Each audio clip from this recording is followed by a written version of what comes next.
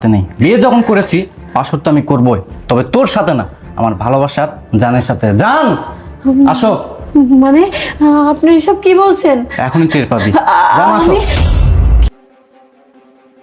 হ্যাঁ জান, চলে এসেছি তোমার সঙ্গে বসে। বসো। এটাই হলো আমার জান। তুই শুধু এখন দেখবি আর জ্বলবি। যা তুই বাইরে যা, যা। দেখুন, আমি বাইরে কোথায় যাব বলুন? যতই হোক আমি তো আপনার বিয়ে করা বউ।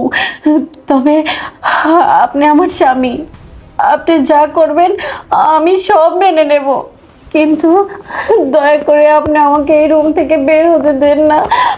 আমাকে আপনার পায়ের নিচে একটু জায়গা দিন। না না, তোকে বাইরে যেতে দিব না।